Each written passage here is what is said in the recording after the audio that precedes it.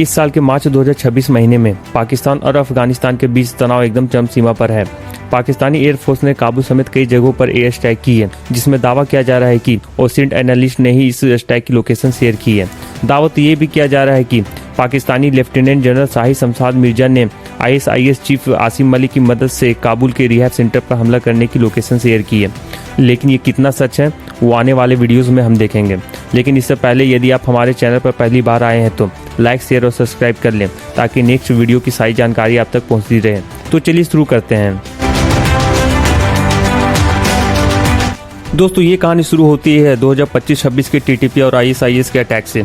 इसमें बॉर्डर्स को लेकर TTP और ISIS में बहुत दिनों से झड़पें देखी जा रही थी।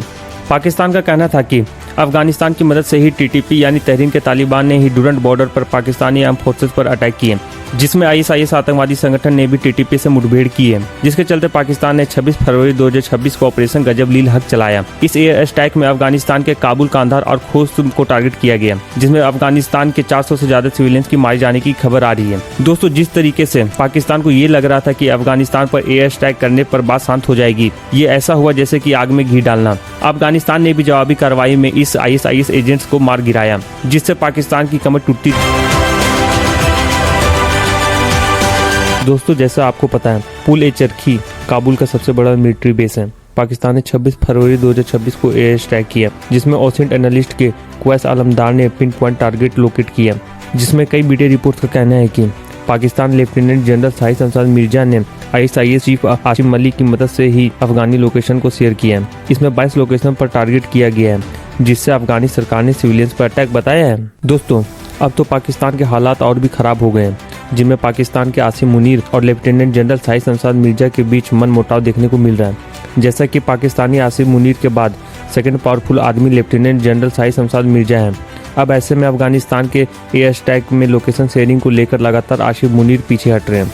ऐसा इसलिए ताकि इनको डर है कि इनकी पूरे पाकिस्तान से पावर खत्म ना हो जाए, क्योंकि पाकिस्तानी लेफ्टिनेंट जनरल शाही शमशाद मिर्जा के साथ साथ अब आम जनता भी आसिम मुनीर के खिलाफ विरोध करना शुरू कर दी है।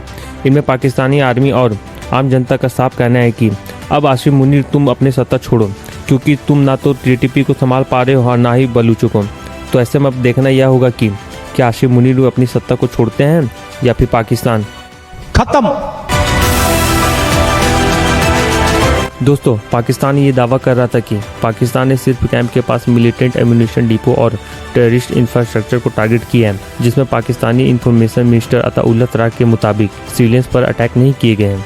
लेकिन वहीं पर अफगानिस्तानी स्पोक्सपर्सन जैबुल्लाह मुजाहिद के अनुसार पाकिस्तान ने सिविलियंस के घर, हॉस्पिटल को निशाना बनाया, जिसके चलते 400 से ज्यादा लोगों की मारे जाने की खबर आ रही है। अब ऐसे में अफगानिस्तान ने भी पाकिस्तान को सीधा लड़ने या मरने की धमकी तक दे दी है।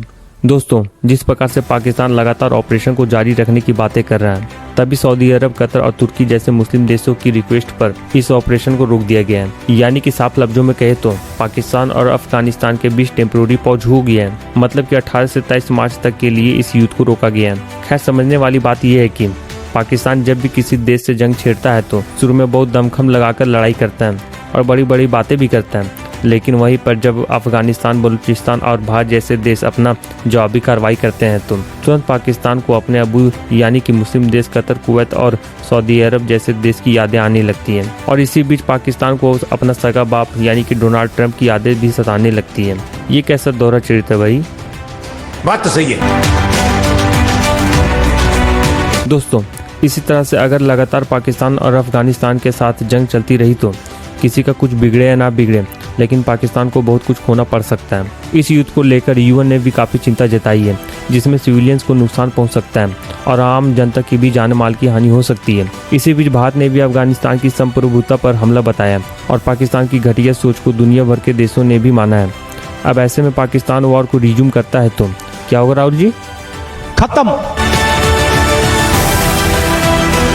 दोस्तों, ये स्ट्राइक 2026 अफगानिस्तान पाकिस्तान संघर्ष की सबसे ट्रेजिक घटना है, जहां अफगानिस्तान इसे वॉर क्राइम कर रहा है तो वहीं पर पाकिस्तान मिलिटेंट टारगेट बता रहा है। तो दोस्तों, सच्चाई ये है कि इंडिपेंडेंट वेरिफिकेशन हो पाना बहुत मुश्किल है, लेकिन मौतें तो हुई है, जिससे साफ पता चलता है कि पाकिस्तान में TTP का इशू कितना गहरा है।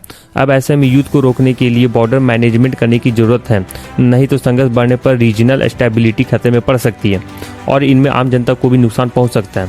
तो दोस्तों आपको क्या लगता है, क्या पाकिस्तान अफगानिस्तान के बीच युद्ध विराम हो पाएगा या फिर 19 से 23 मार्च को टेम्पोररी पॉज के बाद फिर से अटैक हो सकता है?